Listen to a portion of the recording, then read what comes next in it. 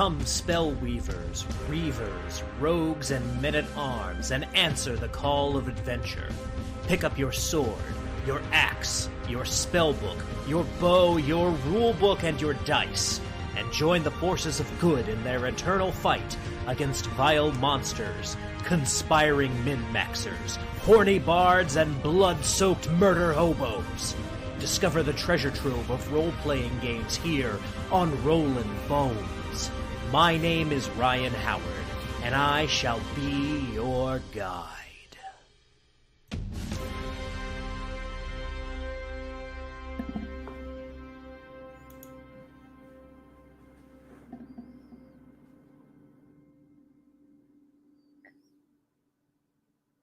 Good evening, Boneheads, and welcome back to Rollin Bones with Ryan Howard, where we are making old school young again. I'm your host and king of the Boneheads, Ryan Howard, and tonight we're doing something a little bit different, a little bit unique, talking about a game that I have never had any experience with. However, I have had lots of experiences with our guest tonight, and that is the legendary Ian McGarty, who is probably laughing that is the way that I decided to intro him.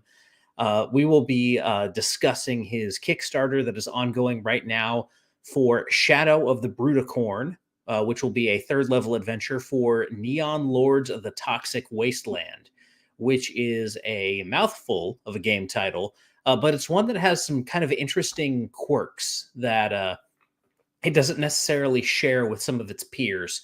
So we're going to talk a lot about that tonight. But before we do that, I want to remind everyone to like, share, and subscribe if you enjoy what we're doing here on Rollin Bones. That's one of the best ways that you can let people know what we're doing, when we're live, all that kind of stuff. Just give us that little bump on the algorithm wherever you're watching this. Just like, share, and subscribe. That's the best way to let people know what we're up to. And of course, you can find me on various social media platforms, including X and Instagram, where I am at Howard_Ryan Gregg. You can find me at Twitch, twitch.tv/RollinBonesRyan, and Substack is rollinbones.substack.com. Let me go ahead and put that link here in the chat for you guys. I have not been very active on my Substack or my Twitter recently, honestly. Things have just been really busy. I'm sure you guys have seen some of the stuff that I'm up to, and with Kickstarter stuff going on as far as just getting my manuscript done, I have not put as much effort into getting my Substacks out there as I should, but those will be coming back probably this week. I'm starting to work on some other projects associated with Guts and Glory. I'm working on another short story, so that'll be coming up here soon. So yeah, those of you who enjoy the Substack, that's all coming back. Don't worry about that. I'm not getting rid of that platform anytime soon. And that is it for my stuff. So let's go ahead and bring on the man you all are here to see. He is one half of the Silver Boulets, part of the Independent Publishers Union, one of the great friends of this channel, the one, the only, Ian McGarty. Welcome back to Rollin Bones. Hey, Ryan, thanks for having me on. I appreciate it. Oh, no problem at all. No problem at all. So let's kick things off here real quick. Just want to bring up the Kickstarter campaign so that people can see it. Let me go ahead and bring this up here. Just to let everyone know, as of right now, while we are live, we have 13 days left on this campaign. And it is, like I said, a third-level adventure for Neon Lords of the Toxic Wasteland. While I've got this pulled up so that everyone can see, Ian, why don't you tell everyone just a little bit about this adventure and what they can expect from it? All right. So I guess let me jump in and kind of say, so Neon Lords is basically a BX system. So it will look familiar to all of you who've played BX Dungeons and Dragons. So phased initiative, BX stats, the roll under for stat abilities, roll over for all your attacks, except that everybody has a class-based stat ability kind of bolted on that lets you do some extra unique stuff. And think it's post-apocalyptic, but think post-apocalyptic with 80s and 90s tech, and like all of the movie trope and sci-fi stuff that you'd want in there, from Predator and Total Recall to Judge Dredd and Teenage Mutant Ninja Turtles. So it's like all of that sweet goodness of the 80s and 90s pop stuff just rolled into one post-apocalyptic game. So it's a blast. So this game in particular, there's a character class in there called a Brutacorn, which is kind of a anthropomorphized unicorn dude with a shotgun, because why not? And they're divided into two gangs. So this sort of, and they have, instead of a single unicorn horn, like a split horn. So this adventure kind of explores why that horn was split. So you have to fight your way through the maze of this legendary Brutacorn warrior and his fortress is now destroyed, but it's like his maze was the test to become an elite soldier. And you enter this shadow rift where the demon lord who trapped him is in there. And you can eventually rescue the guy if you want, or you can kill him and steal his sweet cosmic shotgun. However you want to roll, but the game's a blast. I've played it a lot at conventions and a lot with a lot of playtesting, so it's been super fun. So everybody from, the half of the artists have played in it too, and I feel like that helps some of the art where they're like, I really nailed this, right? Because I remember getting beat up by the things that I'm describing to them. It was fun. So yeah, that Kickstarter's funded at this point. At this point, we're just shooting for some stretch goals. That's why I hate the stretch goals, because I'm like, I want all that stuff in here, which stretch goals right now. So anybody who's DCC followers will recognize many of the names that are offered up for stretch goals here, from Ben Grimes, Dr. Metal, who's from Joy Royals Pizza Party, and a bunch of the Goodman Games Twitch shows. He's got, not only did he line up a room, but he lined up art for it too. Nice. Yeah, so I'm like, that really just needs to happen. I'm so excited for that. I've got Mike on the other art, and Mike, maybe I shouldn't confess this, but that stretch goal, like, I've already started ordering that art and paid for some of it because I really love it. And Mike likes doing the items. He does a great job with them. Even some of the others. So Brian Shutter wrote the game. He's offered to do some maze rooms in here too for me, and but some great stretch goals, some great adventure. We were giving away first 48 hours a Pog, which is a magic item. There's actually in the game, but the Pogs are magic items, and you could do that. So that is a magic item that you can use in the game, as well as like a mini and some other stuff. We were giving it away free in the first 48. I could probably, I don't know, I've never tried that. The Kickstarter has changed its pledge manager stuff too since our last one. I don't know what it looked like for yours, but it's now the items and add-ons and stuff are all different. Yep.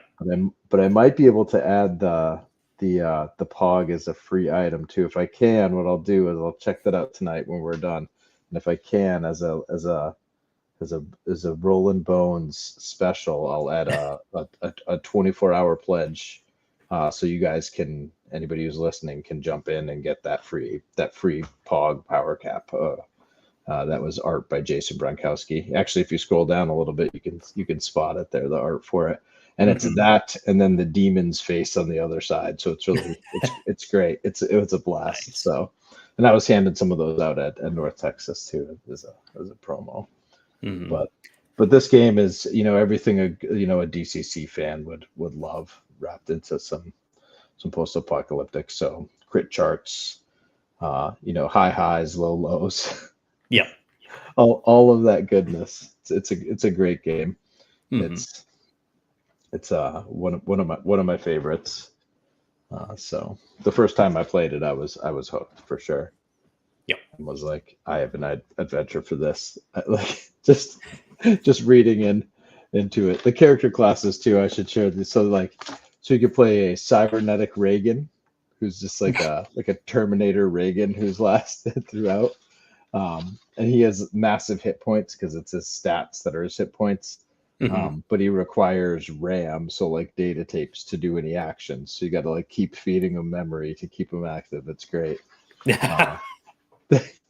There's a barbarian. So it's the character classes are a mix of all the fantasy stuff with sci-fi There's a Xeno, which is like a straight up gray alien that eats corpses to heal, and is just like a creepy alien with psychic powers.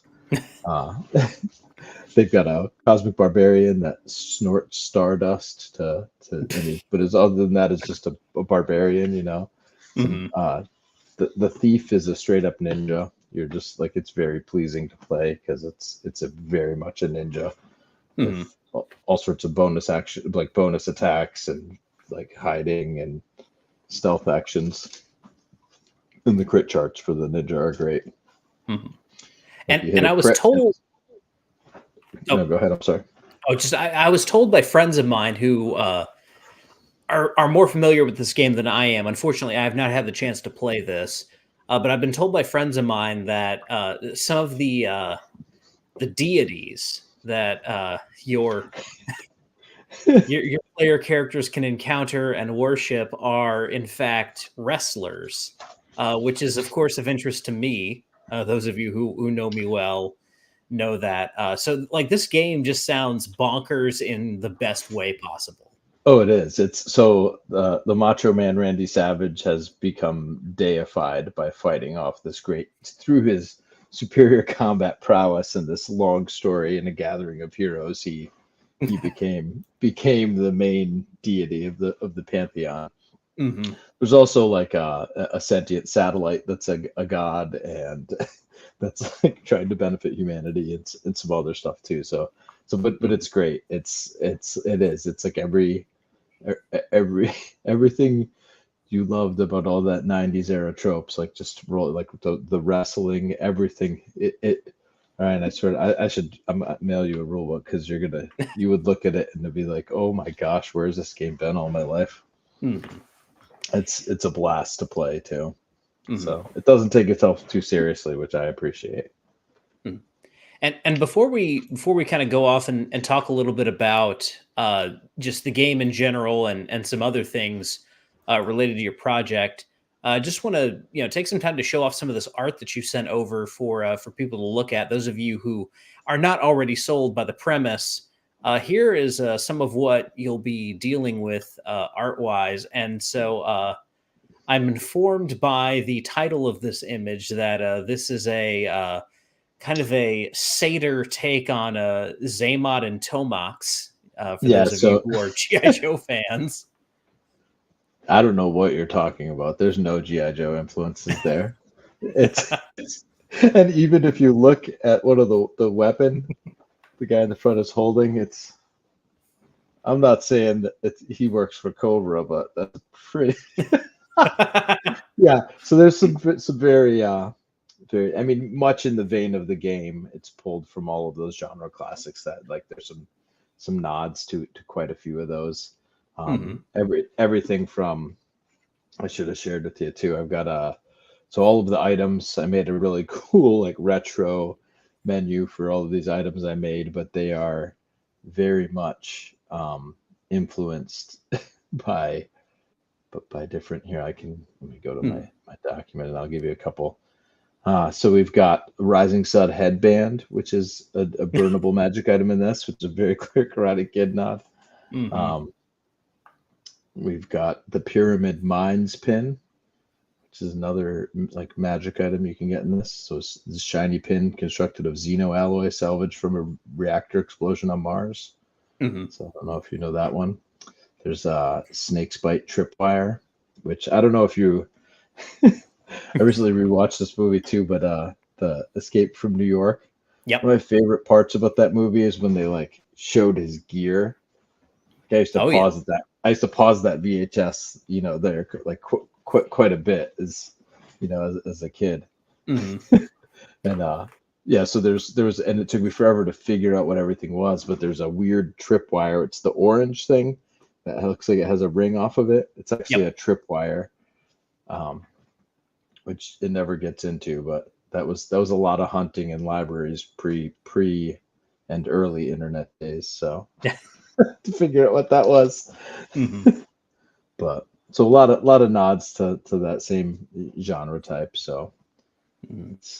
it's a pleasing game, pleasing and and this adventure has been a blast to play. Mm-hmm. And here we have our, this is part of the cover image. And for those of you who can see behind Ian there, is that the like full kind Yeah, of this is my spread of the front my and back cover behind you? my full cover mock-up, which again in the vein of the game is it looks like a Sega Genesis cartridge, Mm-hmm. very much with those those nods in there. You'll notice. Yeah. And this is all like I know Brian and I've known him for a while, and he and I get along well, and we like each other's products. So he was very much supportive when I said, "Hey, I've got an adventure for your game." And he was like, "Really?" It wasn't. The nice thing about, and I think Ryan experiences this too. The nice thing about a lot of the small publishing community is, someone comes to you and says, like, "I have an idea, but it's using your system." Like, people are excited to hear that. Yeah. It means we're gonna share some player base, and we're gonna just get to play in each other's sandboxes for a bit, and it's a blast to do. It's a lot of fun. We've got a question here, just to digress a little bit, in chat from Dandelion Games, our good friend Lou Alu. He wants to know, is this you solo, or is this technically a Silver Boulets production? This is Silver Boulais. You can see our logo on the back cover there for sure. Rocky is our layout guy. I just I don't know. I do weird stuff a lot because I find it funny, but so I always change Rocky's title in the Kickstarter. So he's like, "Why am I?" He like asked me this time. I was like, "Why am I?" I think he's the Wizard of Riz for this one. I just every time I just make it something ridiculous. Which North Texas, I finally mastered the badge there because it prints your nickname below it. So this time, I don't know if I wish I probably do have my badge around here somewhere, but mine said Ian McGarty, and then on the bottom it said "of the Hill People." So I was very, very pleased that went off. A Mike Greer piece here. So Mike's art is just like exceptional. And he's got a really varied style that he can pop out these things that look nothing like each other, which is amazing. So he also did those veggie guys, which are a blast to play. Now, is this a little bit of a Lawnmower Man homage here? Yeah. So there is I mean, it's a hedge maze, right? That you find, and everything is destroyed, except for this intact and pristine hedge maze with like some creepy, like arcane lightning and effects towards the center. So, players, what do? You go towards the shiny thing. What's that kooky thing in the middle? Let's go poke it. And hilarity ensues from there, So we have another hedge maze creature, which is basically like a floating meatball with blades around it. These kind of look like, and I don't know if this is intentional or not. The TV miniseries for the Langoliers, the Stephen King TV miniseries, was that? I don't think I've seen that one. I'm gonna have to check. When did that? I didn't realize. That was probably late '80s, early '90s. Like Bronson Pinchot plays one of the leads in it, so like that's. Oh snap! I'm gonna have to look for that. That's gonna be a summer watch for me. That is a get loaded and laugh while you watch Bronson it. It's Pinchot not. was like that. Was he their lead? They're like, guys, we got Bronson. Yep. Everybody's high-fiving on the set. Oh, that's great. I will check that out. And then these are the vegetable men that you were talking about, right? These are the veggie guys. Everybody loves playing these two because some a-hole always pulls one up, and a huge. There's a lot of them in this encounter too, like a whole army of them, and it always goes bad. I've had more players die there. Like half the party's wiped out by turnips and radishes and potatoes, which is quite funny. there's a drug effects chart in the Neon Lords book. One of these vegetables drugs you. So I had a guy roll really poor. I thought he rolled really well in Texas, but he almost OD'd, and like he had like basically had a death save to OD versus the potatoes drug. So it was a tight one for him. Mm-hmm. But I love the save or die effect in there off based off the drug effects roll. It's great. Yeah. Drugs are bad. Could kill you guys. And then here we have to kind of play off of this unicorn motif as well. We've got a unicorn creature here. This thing looks. Yeah, so these are more robotic gardeners. So and there's sort of three. The way I've organized this maze for play. So I don't know if anybody's played the maze. I mean, what am I saying? We've all played those old school adventures with maze-like rooms, and we all recall how tedious that was to actually do it. Where the DM was like, "No, it's going to be a maze." He's like, 10 feet east, 10 feet, and you're like, "God darn it!" Like, we missed coloring something. Like, this is tedious. It's not fun. So I really kind of beat my head around making it accessible, easy, quick, but still feel sort of maze-like. So basically, I divided the maze into sections after a bunch of playtesting based on encounters. And it's a random encounter roll, and then based on a stat check. So you can try to navigate the maze. You may get to adjust your room a little bit on the chart. So if you were DMing Ryan, you'd say like, all right, well, you see a path that leads you to this room, or you can go left and go to this one, or right and go to this one. And it lets them feel like they're navigating the maze a little bit. People said it felt as though they were navigating a maze, especially because if the way the chart rolls, like you can re-encounter. They'll be like, wait a minute, you said we could go right and go to that one, and they're like, what the? And you're like, yeah, man, you're in a maze. Like it made it feel sort of maze-like, which I enjoyed. And then there's some like mandatory encounters sort of in each maze section. So it's like an outer ring, middle ring, and then the center where you can enter the shadow realm. And the monsters like this,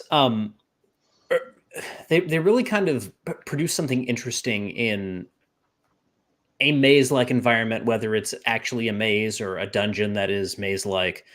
And this is something I discovered in my my playtests for what's going to end up being material for Guts and Glory Volume 2 at North Texas this year. There's something about what I will call the Scooby-Doo effect of you run into something that begins chasing you. Like your players don't necessarily want to stand and fight for various reasons. Maybe they're outclassed.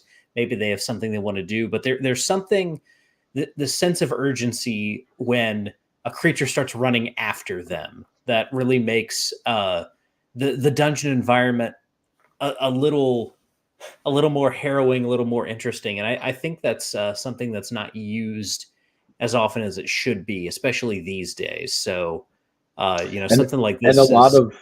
And a lot of these encounters, like some of these things, like these creatures have a function in there, right? They're the ones that are grooming the maze and keeping the hedges all trimmed and stuff.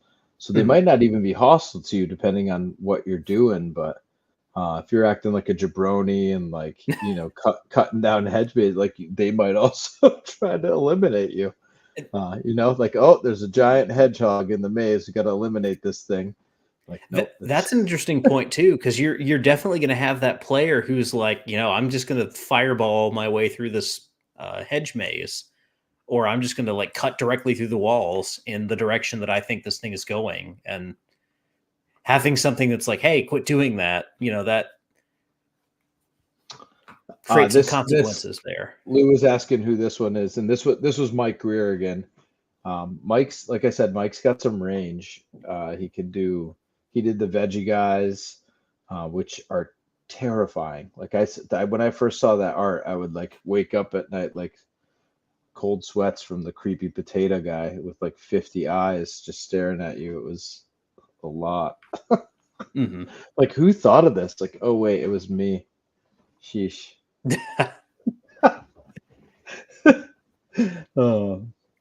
So yeah, no, and it was and he's asking, it was Chet Mitten who did Fire in the Mole cover, but our sequel to Fire in the Mole is in the works too. That one's pretty much written down the line.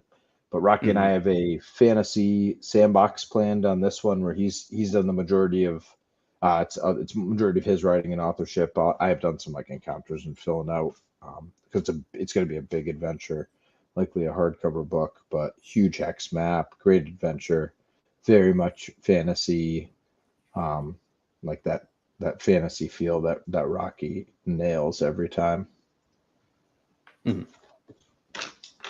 Sweet. And guys, one more time, this is Shadow of the Brutacorn. It is the link is here in chat. It'll be in the pinned comment for those of you who are watching this after the fact. And there are, as of right now, 13 days to go on this campaign. So to change gears here a little bit and talk some about not just this adventure, but kind of this ethos of gaming in general. Something that's always been a little bit of a hang up for me on this particular system, because this is not the first time I've heard of it. I was actually, I believe I got an email from the creator at one point who, wanting to come on the show to talk about it. And one of the things that made me hesitate is, this system leans very heavily into nostalgia, which it's good to get people in the doors, but a lot of times I find nostalgia can be a lot of people use it as kind of a drug to numb people from the reality of there not being anything beneath the surface. And not trying to say that you are not doing that. I know you very well and that you do good work, but in your assessment of this game and really just kind of this whole genre of post-apocalyptic with a nostalgic twist to it, how do you find the depth beneath just that, initial layer of, hey, do you remember this thing from our childhood? So it has, so you will recognize the nostalgia in it. But Brian has really developed a sort of post-apocalyptic world based on some of those genres that has like it's got more depth of world and understanding, and a lot of depth of where you can go. So everything of like wrecked spaceships that you can explore in the so there's a lot in there for different people, as well as like a wasteland. So you can make it sort of the post-apocalyptic game that you want, which I liked. But he has a very well developed history that like I said, it gives nods to you would enjoy the history because that you'll get some nostalgia from and you'll see the nods in there. But playing the game, the most nostalgic thing you'll encounter is someone really leaning into their cyber rig and for real, like that, because it really it feels like a post-apocalyptic game as much as like MCC or something. It's just a little grittier and not as like high science as that. So it's got that like Judge Dredd sort of cyberpunky feel to the future. Good. And because I don't want to keep harping on this point, but it's one of these things that I tend to stumble over when it comes to games in this ethos is being able to take the reference and then like extrapolating something from that reference to go off in its own direction. It sounds like you guys have taken a lot of effort to do that here, and that the creator of the system itself has also done something similar. So there's member berries for people who do remember this stuff, but there's also a little bit more beneath the surface to actually bite into and sink your teeth into. Yeah, like the backstory for the world reads like like someone writing Randy Savage fanfic was abducted by an alien and had an acid dream. It's just a great.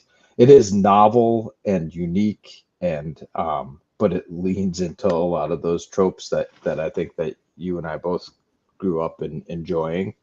Hmm. Um, so there's a mechanism to get that out. So it's a lot of those, but I mean, I enjoy being able to go to different places. I liked this because it was like exploring a character class that you can be as a Brutacorn dude. So you're like, well, where the fuck did these guys come from? Like, how did like Brian's got some explanation in there, but you're like, what's going on with this? Like they have two rival gangs. Why do they have rival gangs? What happened to split them? Hmm. Um, so it's a lot of fun like that, and there's nothing better than demon influence. So that's my love of that stuff getting in there. Hmm. Now, with the kind of gang element that's present with this particular character class, how much do you go into the kind of faction play aspect of having these two separate gangs, and where do they come from? How heavily does that play into your adventure here? So there are rival groups of rival gangs members. So both gangs have groups in the maze, like wandering around, that you can encounter. Mhm. So depending on how you encounter them, it could be a huge benefit for you that you've encountered this like a notorious gang leader from your gang who might be willing to fight with you guys with some of his recruits, or you've just bumped into an enemy gang leader who who you never know could get ugly. So some of that you can bump into. They can use that to sort of motivate some stuff. The players have used it really cleverly in order to trick groups and things like that, and not having to encounter fights, which is clever. So Mhm. because a lot of the maze, I know you've played with me, but it's not every encounter is not just a roll for initiative. There's often a way to think your way through it, or it's just a thinking room.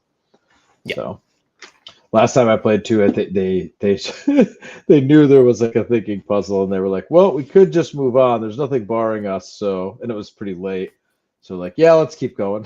Mhm. It was funny, but it's like, what do you know? You're at the end of the late night con game where they're like, this looks like a thinking puzzle. Maybe we should move past this one. Yep. I've definitely been in those games before, or the we've only got 1 hour left until Yeah, someone else has to be on this table. So quit asking questions. Just like move forward.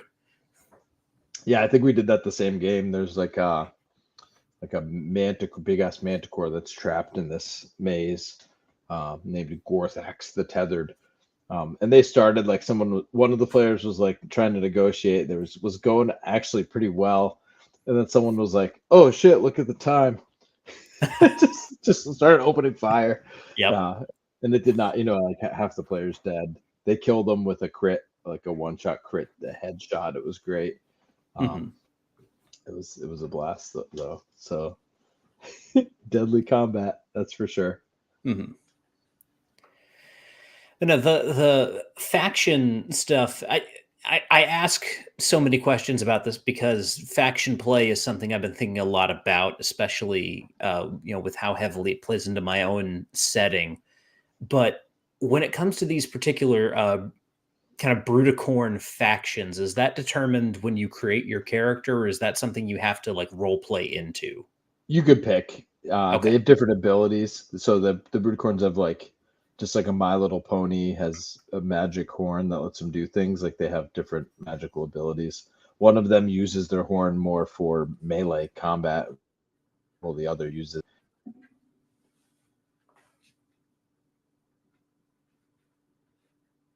So that's the big difference. Is kind of stylistically how you'd like to play. Mhm. Now we have a question here from Rex Teal in chat, and we've kind of addressed this a little bit already. But he wants to know if this is the kind of nostalgia where only those who've experienced it understand, or is it the kind where you can kind of use it as a gateway drug to get people to look into stuff? So it's a definite gateway drug. We were playing this adventure Total Con, and this guy Kevin, who I know, but he had his older kids who were, one of them was 19 and the other was in his early 20s, and they were a blast to play with. But they heard, like, a lot of the adults were cracking jokes. Adults, they were adults too. I'm sorry. A lot of us old people were cracking jokes that were like more like they clicked on one of these nostalgic references and were like making a joke. And the kids were like, "What are you guys talking? Like, what movie is that from?" And they had a list of movies to go watch at the end of it. They were like, "Oh, this is awesome." Mhm. And their dad's like, I watched this in front of you like 15 times, and but it wasn't relevant to them then. But they were doing it. Yeah. But they had a blast. Like like the kid who, one of them was playing the Night Stalker, which is a very much ninja classic, and he said, I've always wanted to play a ninja in at so many RPG games, and I've tried it like 50 times. He goes, I was a ninja, like I was straight up a ninja, and I felt like a ninja, and I could do ninja stuff, and it was badass. And you're like, that's that's like, Yeah. it's great, because that's what you want to feel with this stuff, which is all that ninja stuff is very much a throwback to those nostalgic, Chow Brothers films that like I grew up with, that maybe those kids don't know.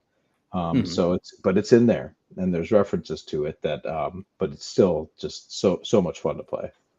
Mhm. And even the like video game aesthetic that you have with this particular system, Ninja Gaiden is right there, kind of within that wheelhouse as well. So those of you who are fans of that particular franchise might find something of interest to look at here. And clever players may notice another ninja clan in the maze if they're perceptive early on, but I Hmm. won't give too many hints about that away. Some people have discovered that in playtesting, but fewer uh, than than I think maybe would have. So just by asking questions. Hmm. Now that's kind of an interesting point that you bring up there, and this is this is kind of a big topic to discuss, but th- the ninja is this kind of white whale for a lot of role players.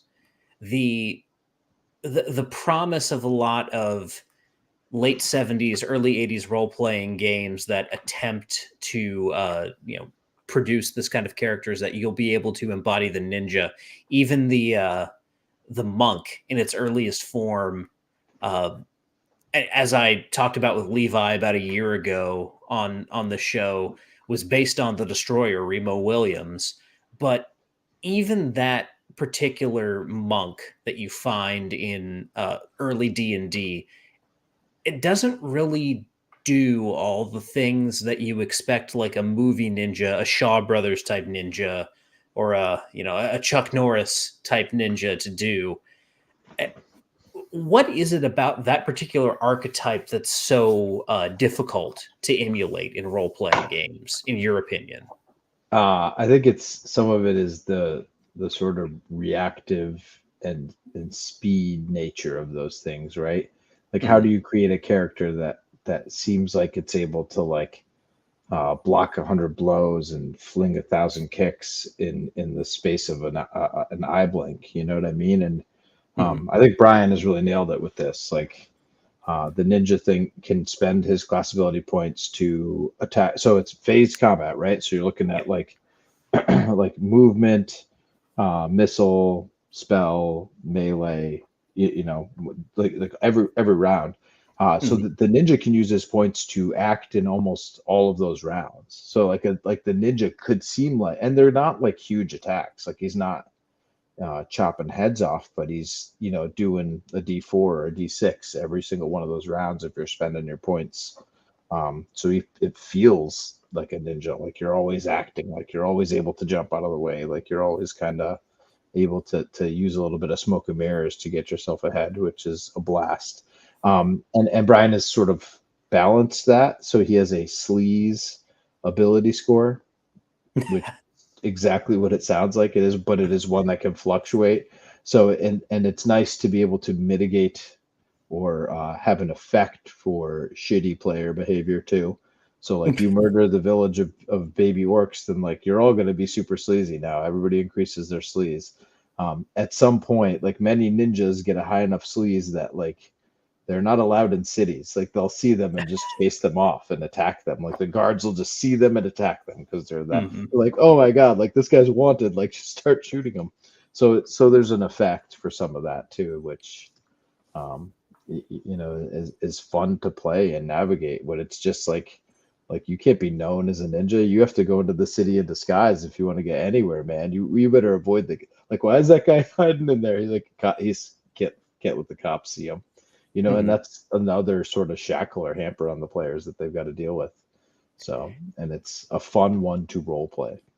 Yeah, that's a level of challenge that not a lot of game masters have attempted to impose upon their players. A lot of times, I think people feel it's punitive, and I think that's a problem of mindset when you kind of place limitations on what would be acceptable in a civilized area.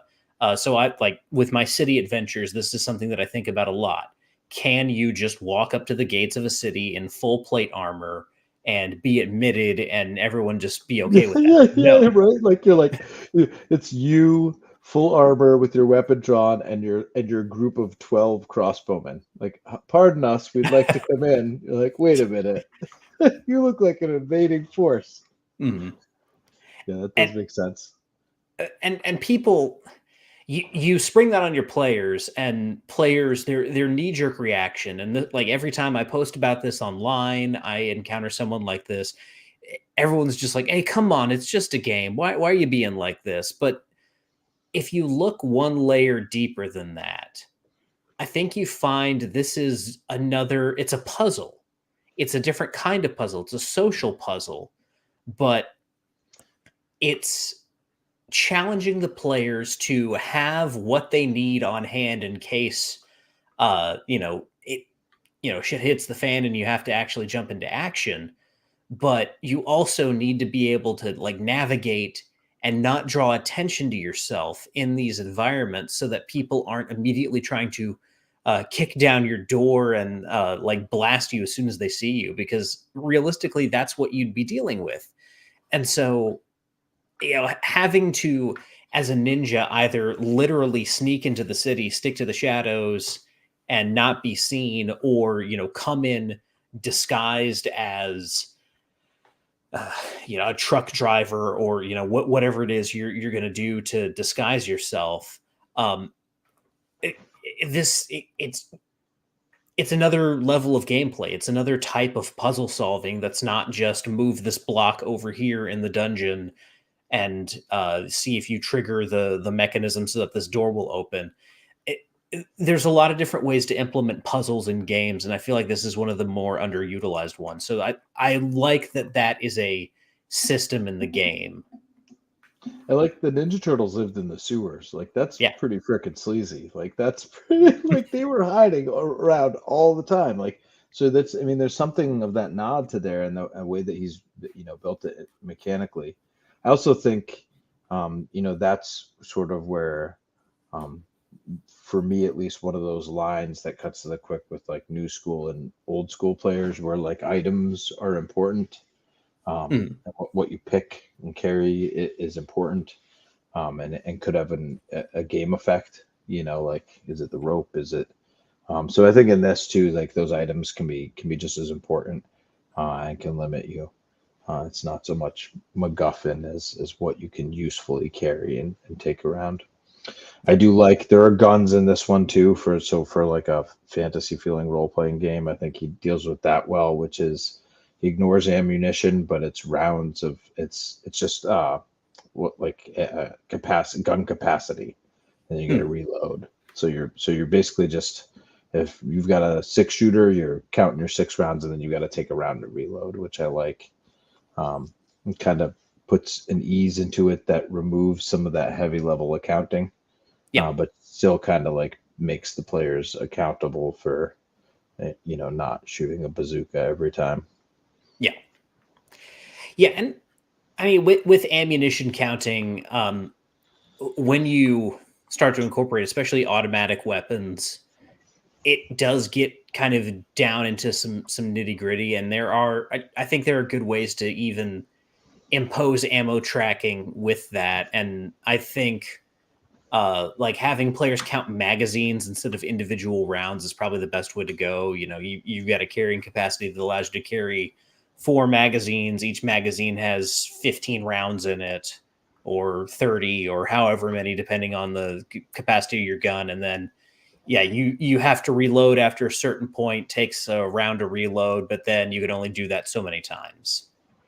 Yeah, I mean, and I don't know. I want my games a lot of the times to feel like a movie, if it can. So if you're out of ammo, it should be for something that's going to move things forward. It shouldn't be something that's going to slog down and bog down your games and getting tied up in that stuff, which I think is important. It's the same as all of those rules that we were like, weapon speed. Wait a minute, like this slows things down a lot. Do we want this? As far as rules like that slowing things down, and I'm someone who does tend to favor a little bit more crunch when it results in essentially replication of something real or simulation. Some of those rules, I think it really just kind of depends on implementation, because yes, certain rules do slow things down, but I think what it comes down to is how it's implemented. And I'm someone who thinks weapon speed was not well implemented in like something like second edition. I'm not a big second edition fan at all. But there are ways to replicate the fact that you can, especially if you are a ninja, to use the topic that we've been discussing here for the past few minutes. Being able to pull that katana and strike with it, in one fluid motion, versus a guy who's drawing a pole arm or an axe or something like that. That's something that's worth simulating, in my opinion. That quick draw effect of your weapon, or how quickly can you draw and then attack, or level and fire your weapon. That's something that I think is underappreciated, especially when it's implemented poorly. But when it's implemented well, again, it's something that adds another layer of complexity. It's something that adds another puzzle for players to solve, of balancing the equation of how much damage can I put out versus how quickly will I be able to do that. Sounds like Neon Lord has you covered. There's a mechanic for two-handed weapons to be acting last, so your ninja would get to strike first during melee combat in those instances, right? Like if someone would be using a heavy halberd, then they're pushed down in the round, which is an effect that's immediately felt. I agree with you that that's one of the reasons I like the sort of phased initiative as well. Is it does, like, as much as like the weapon speed or that thing gets off, but like it makes sense to me that you would be able to shoot me with a gun before I could run up and chop you with my axe, kind of thing. Like that makes a lot of sense to me. And I think that the phased initiative kind of covers some of that, and lets some of those actions get in there in a way. It makes players think more about when they're acting, what they're doing, how it's going to affect the combat overall. Yeah, that effect. It's one of the things I really like about. Have you ever played Victory Games' James Bond role playing game? Yeah, not in a long time, but yes, I for sure have. One of the coolest things that game does, and again, the implementation's a little bit clunky, just clunky enough that it confuses people the first time they do it. But when you win initiative, you declare your action last, but go first. And Yep. it's this replication of you see all the pieces moving around you. You have that like uh John Wick moment of you can see everyone going for their guns, but you're able to get to your gun and fire first. So you know what everyone's going to do before they do it. Stuff like that, when it comes together, like that's the moment where your players just like, oh my God, I feel so awesome. Yeah, and it's something like that, if implemented well, is such a subtle mechanic, but Yep. can make a huge difference. That you're right, like you've seen everybody else, so you know what they're gonna do. So now you're like, well, wait a minute, I'm not gonna shoot this guy. I'm gonna roll a grenade in that room instead, where they all just ran, and there's nothing they could do now. Yep. So yeah, it is. That's a nice mechanic for sure. Mhm. It could also go terribly wrong for your players too. So Yeah. So to kind of bring things back into discussing Brutacorn, how far along are you in the creative process? Like what stage are you on currently? I'm just incorporating some edits, some playtest notes at this point, Sweet. that I've all written out, and then I'll do like one more final. We'll do an edit through where like I give my final read through, proofread, then Rocky will do the same, and we'll make sure everything jives and uh, layout from there. Most of the art is collected. Um, Mm. Although the more time I have to get art, the more art I get, which is not necessarily a bad thing, but it can be bad for budgets. So, Mhm. but like I That's said, I already ordered those item pictures from Mike because I was like, this is gonna be awesome. yeah. That's one of the things that you guys do really well is you're very on top of your schedules. You're on top of your creative process. I- it's something that I'm trying to do, and really, Keelan has been kind of pushing us in this direction. Uh, our first campaign, it has been a learning experience for us, but moving forward, we're trying to get to that same level of kind of professional efficiency that you guys have. So a lot of it is spreadsheets, right, and Yep. lists. Um, So like that's where Rocky is. Where with his adventures, he's still writing some of it, but it's like, hey, start to make your art list and a wish list, and so for this adventure, I have an art list, I have a projected budget, and then I have an actual cost, so I know whether I'm keeping to what I projected my budget to be. Yep. Um, I'm if, like that anyways, where I always kind of project a little high, so I feel like I'm winning when it's like I could probably project a little more accurately, but I like that padding because it feels like a win at the end. But that stuff's very important, and I keep track of when I contact artists. So if you contacted me about a map, I would be like, you'd put, if that were reverse. So I'm contacting you, I would say like 6/18. Ryan reports done in a week, something like that, just so I have notes and have like, so it's very organized. Um, it helps. I think kickstarting the closer to finished you are, the better off you're going to be. Like finished manuscript is about the way to be, which is where we are at. We've our finished manuscript and 90% of the art gathered. So Hmm.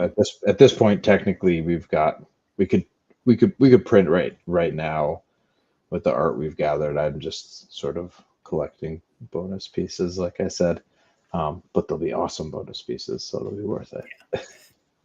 And I'm hoping we hit the stretch goal where I need to have them. So, and I'm just Yep. like I said, that organization where I'm like, ooh, I might get there, so I think I should start doing this now. Hmm. But that helps. That's experience too, and figuring out a system that works. But I very much clicked with the like an Excel spreadsheet. So Yep.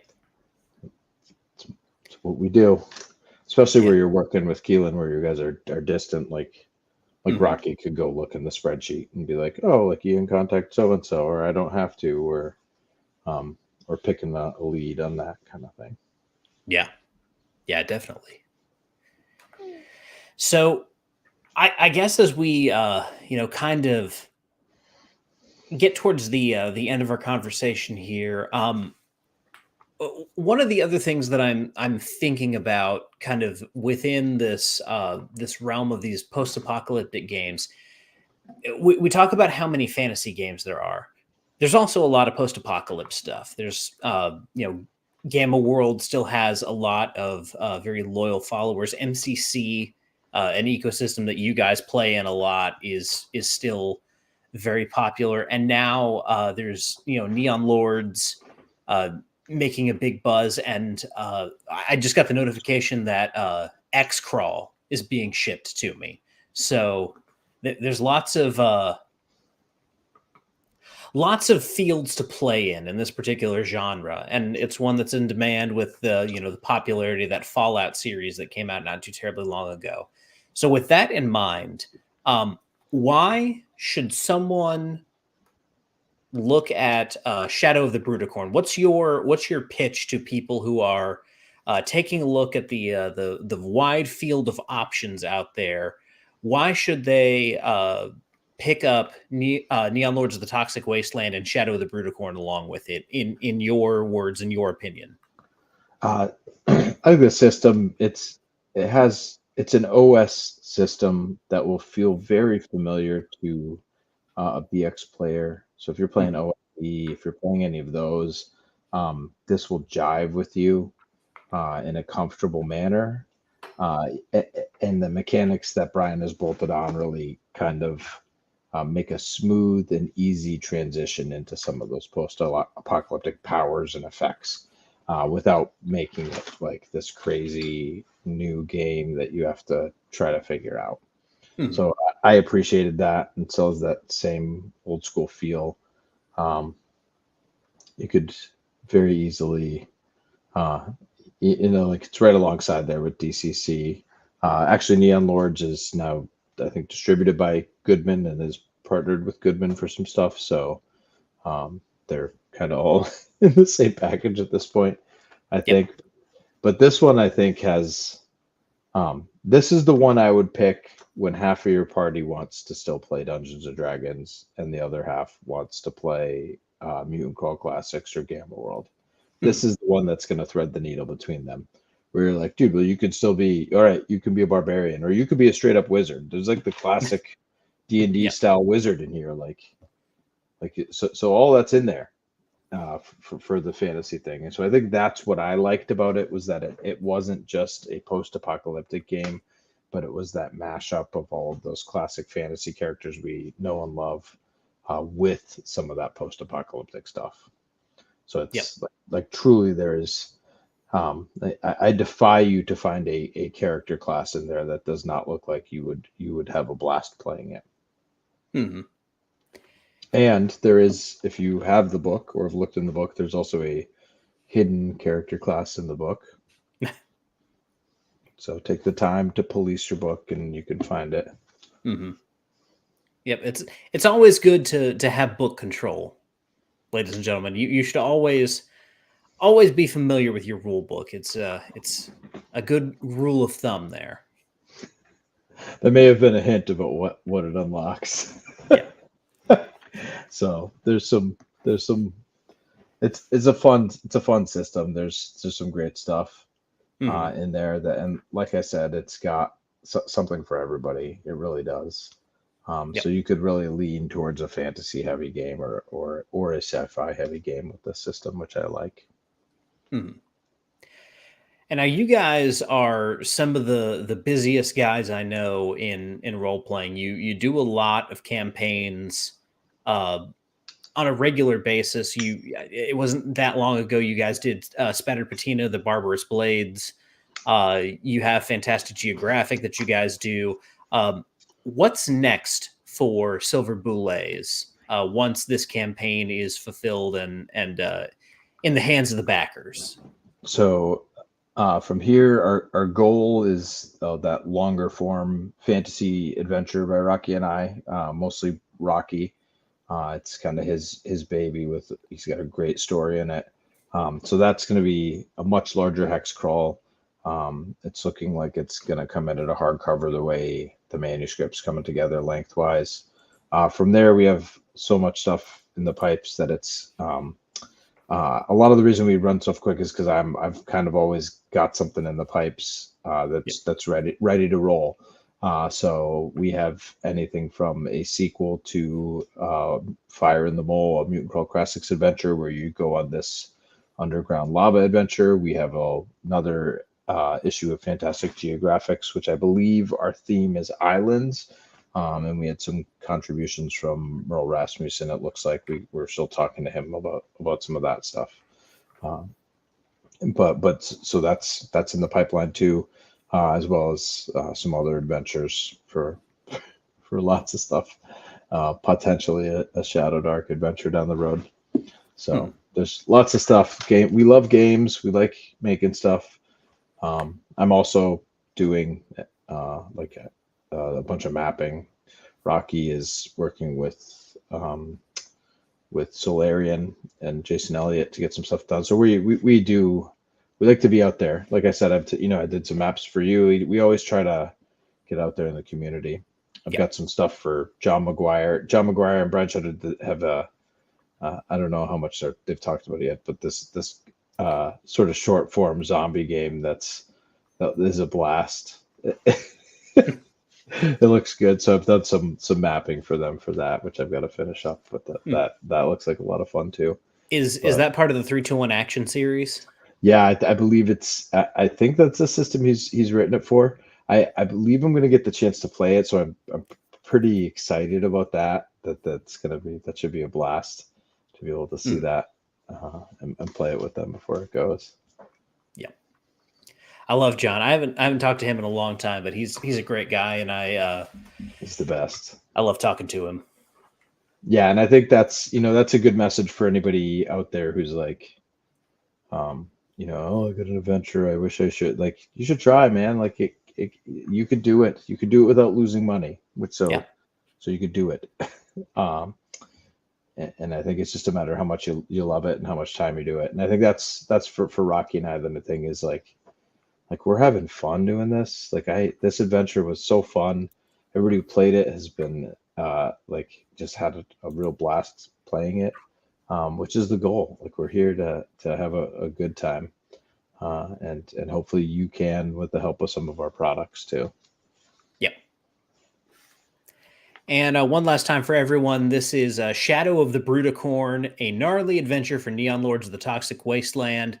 It is a 3rd level adventure that is currently on Kickstarter. 13 days to back it as of the airing of this broadcast. Those of you who are watching after the fact, the number of days may be fewer, but you can still find the link pinned in the comment beneath this video. If you are watching it within the first 2 weeks that it is available in replay, you will still be able to get in on the action. And hopefully by the time you are watching this, we will be closer and closer to those stretch goals so that Ian did not reach out for that art commission in vain. And like I said, I think with the new Kickstarter stretch goals that I can add a pledge level. If I can, I will give for your listeners another 24 hours for that exclusive magic Pog item that's in the book, and you can enjoy the nostalgia of Pogs in the 90s. Mm-hmm. I know you had some, Ryan. Big old stack. I did not have any Pogs. I don't know how long it's been since I told you this, but I was literally born in 1995, so Pogs like that passed me by. I know what I'm getting you for Christmas. I know how to get them custom made now, so could be just a bunch of different expressions of Ryan as Pogs. My favorite a whole sheet.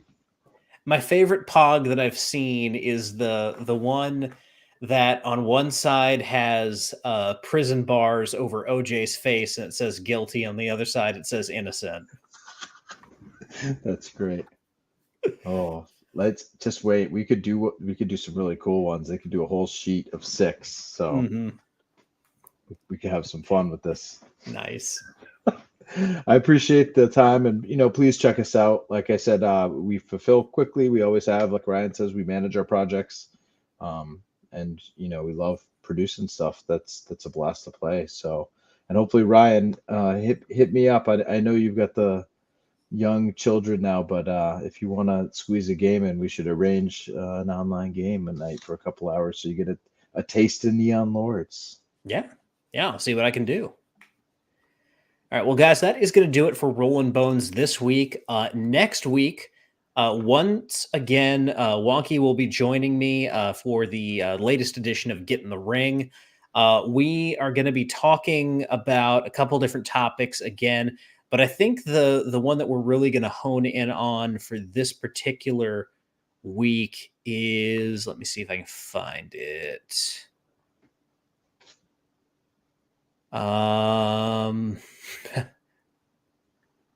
This is great TV here.